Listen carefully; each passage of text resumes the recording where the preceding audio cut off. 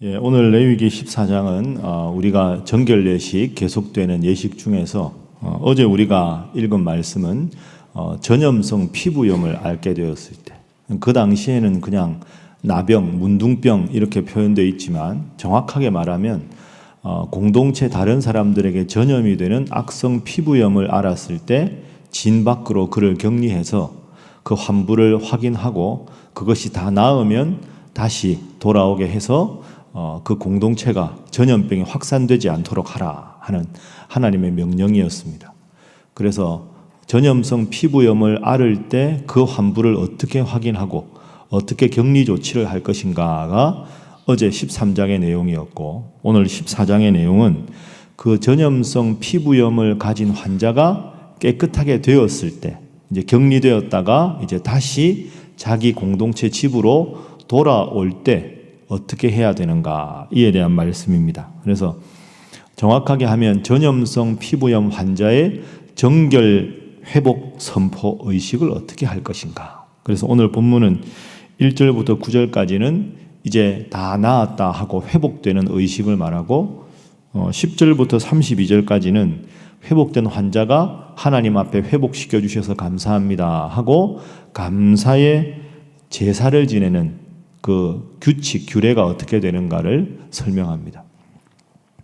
그리고 33절부터 마지막 절까지는 집 안에 뭔가 이렇게 그 곰팡이균이나 안 좋은 게 있을 때, 그 가옥문둥병이라고 본문에는 되어 있는데, 집안에 사람이 살기에 뭔가 좀 지저분하거나 뭔가 좀 이렇게 병균이 있거나 문제가 있을 때 그 집을 어떻게 깨끗하게 정리하고 그리고 그것을 살아가는 데 문제가 없도록 할 것이냐, 그것에 대한 말씀입니다.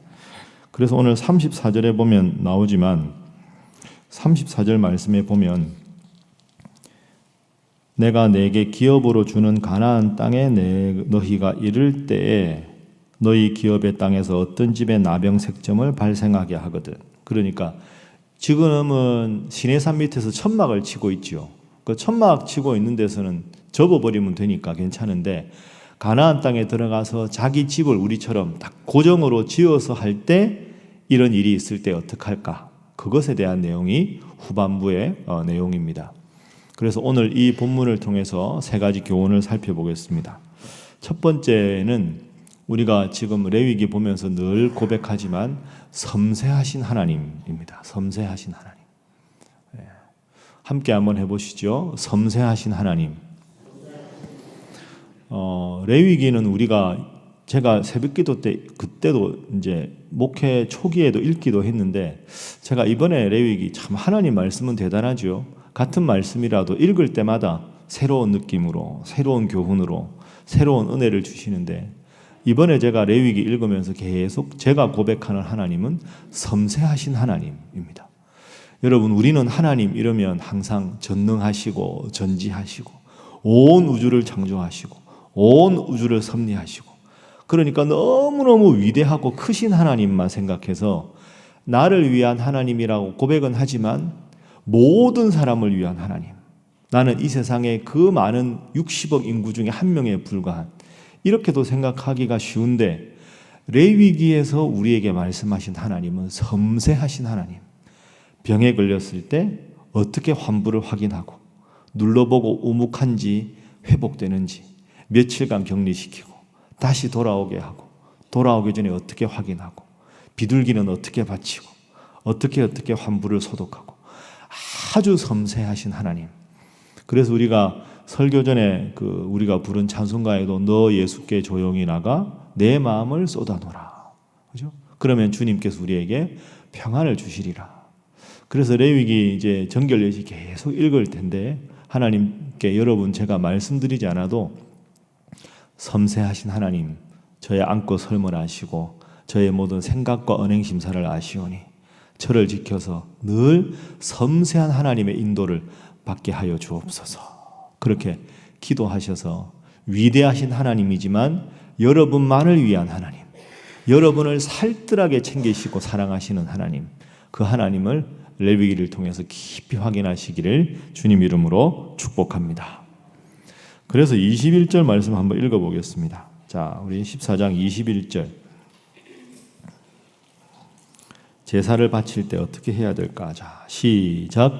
만일 그가 가난하여 그의 힘이 미치지 못하면 그는 흔들어 자기를 속죄할 속건제를 위하여 어린 수장 한 마리와 소제를 위하여 고운 가루 10분의 1 에바에 기름 섞은 것과 기름 한 록을 취하고. 아멘. 가난한 사람은 제물을 적은 것으로 해도 된다. 하나님이 이렇게까지 말씀하시죠. 그의 힘이 미치지 못하여 크게 제물을 바치는 게 부담스럽거든 작은 것 바쳐도 아무 문제 없다. 섬세하신 하나님입니다. 그리고 두 번째로 오늘 본문의 교훈은 우리는 오직 은혜로만 살아갈 수 있다 하는 것이 두 번째 교훈입니다. 나는, 그리고 우리는 은혜로만 살아갈 수 있다. 여러분, 이 병에 걸렸는데 병이 낫는 걸 한번 가만히 생각해 보십시오. 병에 걸렸는데 병이 낫는다. 이거 사실 의사가 치료해서 된 게 아닙니다. 예를 들어서 어디가 찢어지고 흉터가 생겼다 하면 그걸 이렇게 소독을 하고 그걸 이렇게 꿰매고 약을 바르는 것까지가 의사가 하는 일이지요. 그런데 그것이 다 상처가 회복되고 아물고 하는 건 다 하나님이 하시는 일입니다. 제가 의사 선생님 한 분 만난 적이 있는데요. 참 믿음이 좋으세요. 그래서 어떻게 이렇게 믿음 생활을 잘 하십니까? 목사님, 의사는 믿음이 좋을 수밖에 없습니다. 그게 무슨 말씀이십니까? 의사야 배운 것대로 수술하고 꿰매고 소독하는 것밖에 없지 제가 소독한다고 그게 다 깨끗해집니까? 제가 꿰맨다고 꿰매지겠습니까?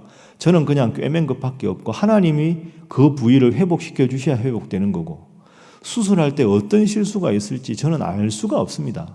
제가 실수할 수도 있고 간호사가 실수할 수도 있고 똑같은 마취제를 썼는데 어떤 사람에게는 쇼크가 오고 같은 양을 넣는데 어떤 사람에게는 기가 막히게 잘 듣고 의사가 할 수 있는 건 의학적인 지식과 경험으로 이 정도 하면 되겠거니 하고 하는 것이고 환자를 고치는 건 의사가 고치는 게 아니라 하나님이 고치는 겁니다. 그러니까 의사는 믿음 생활을 잘할 수밖에 없습니다. 참 그분 훌륭한 분입니다. 여러분 일상이 사실 다 그렇지 않습니까? 오늘 우리가 새벽기도 나왔는데 자다가 아침에 일어나서 허리라도 삐끗하면 아파라. 그거 못 나오는 거 아닙니까? 나온 게 은혜입니다. 가끔씩 여러분이 제어할 수 없는데 딸꾹질 날 때 있죠. 딸꾹질 날 이유가 없는데 딸꾹질 날 때 제가 가끔 그렇거든요. 근데 문제는 새벽기도 올 때 딸꾹질 나면 방법이 없습니다. 제가 여기 앉아 있는데 여기 앉아 있을 때 계속 하나님 큰일 났습니다. 1분 있다가 설교하러 나가야 되는데 딸꾹질하면 설교하다 이러면 근데 하나님이 그때는 딱 이렇게 막아주십니다. 여러분 생각해 보십시오. 숨을 쉬는 것, 오늘 아침에 일어난 것, 내가 뭔가를 생각하고 말할 수 있는 것, 누군가를 만나는 것, 오늘도 예배당에 나온 것, 일상의 모든 것이 은혜인 줄로 믿습니다. 그렇습니다. 병에 걸려서 낫는 것도 하나님이 회복시켜 주셔야 낫는 것이지 우리가 열심히 한다고 낫겠습니까? 그리고 특히 지금 이 상황은 지금부터 적게 잡아도 약 3,000년 전 아닙니까? 3,000년 전에 무슨 약이 있겠습니까? 피부염이 악성으로 생겼다. 이거 자기가 어떻게 해야 나을까요? 방법이 없습니다. 그래서 오늘 본문에서 가르치는 게 뭐냐 하면 병이 회복되는 것은 전적인 하나님의 은혜에 해당되는 것이다. 그 하나님이 가르쳐 주시는 거죠. 그러니까 병에서 나아서 하나님 앞에 감사 제사를 지내는 겁니다. 왜? 하나님이 낫게 해주셔야 낫는 거니까. 여러분, 병에 대한 것뿐 아니라 우리 모두의 일상이 하나님의 은혜로만 살아가는 것이라 고백할 수 있기를 주님 이름으로 축복합니다. 그게 두 번째 교훈입니다. 자, 마지막 세 번째 교훈은 방금 말씀드린 대로 하나님 앞에 예물을 드리는 것은 감사의 고백이다 하는 것이 오늘 본문의 교훈입니다. 하나님 앞에 예물을 드리는 것은 감사의 고백이다. 병에서 나았습니다. 병에서 나았는데 사실은 내가 병에 걸리고 싶어 걸린 것도 아닌데 이제 우연히 때가 돼서 나았는데 뭘 이걸 하나님 앞에 감사 예물을 드리나 그게 아니라는 거죠. 방금 말씀드린 대로 약을 쓸 수 있는 것도 아니고, 여러분도 경험해 보셨지만 약 쓴다고 다 낫습니까?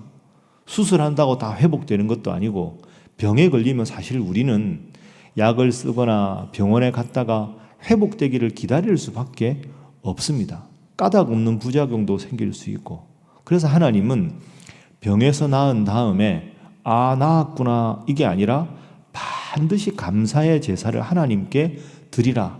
그래서 오늘 본문 뒷부분에는 아까 우리가 21절에 읽은 대로 제사를 지낼 때 어떻게 제물을 어떤 식으로 어떻게 바쳐야 할까를 말씀하고 있는 거지요. 그래서 여러분 시험 들지 말고 꼭 이 점을 기억하십시오.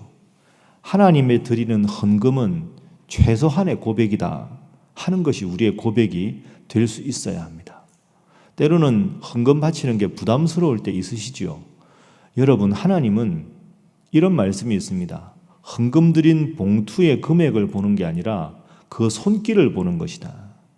얼마나 많은 금액을 바쳤느냐 하나도 중요하지 않습니다. 제가 여러분들에게 하나 제안하고 싶은 건 크든 작든 간에 액수에 관계없이 하나님 앞에 감사하는 훈련을 하는 게 참 필요합니다. 기쁜 일이 생겨도, 자녀에게 기쁜 일이 생겨도, 이 기쁨을 누가 주셨냐? 하나님이 주셨다. 너 하나님 앞에 감사 기도해라. 그리고 감사 예물도 드릴 수 있어라. 액수가 중요한 게 아니라 기쁜 일이 생길 때도 하나님 앞에 먼저 감사하고, 힘든 일이 있을 때 하나님 앞에 먼저 기도하고, 그런 신앙의 습관을 갖는 게 참 중요하지요. 레위기 배경할 때 여러 번 말씀드렸지만 이렇게까지 세세하게 하나님께서 일러주지 않았으면 이스라엘 백성들이 하나님의 백성으로 온전히 설 수 있었겠습니까? 또다시 이방신을 섬겼겠지요. 그러나 항상 하나님께서 아주 섬세하게 모든 일이 있을 때 하나님 앞에 제사를 드려라. 가난하냐? 재물을 적은 것으로 바쳐도 되지만 감사 예물을 드리는 것이 중요하다. 이렇게 말씀하셨습니다.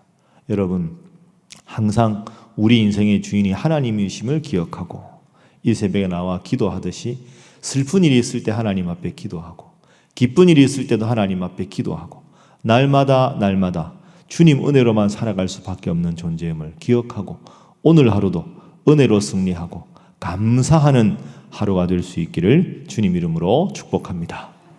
자, 함께 기도하겠습니다. 하나님, 늘 섬세하신 하나님의 섭리를 따라 은혜를 고백하며 감사하며 살아가게 하여 주옵소서. 주님 앞에 예물을 드리는 것이 늘 은혜 감사하는 기쁨으로 드릴 수 있게 하여 주옵소서. 하나님, 구역 모임 가운데 함께 하시고 금요 오순절 집회 모임 가운데도 함께 하시고 우리 사랑하는 성도들의 가정과 생업과 일터를 지키시고 이 나라 이 민족의 미래를 주님 인도하여 주옵소서. 함께 기도합니다. 주여 믿습니다. 주여 믿습니다. 주여 믿습니다.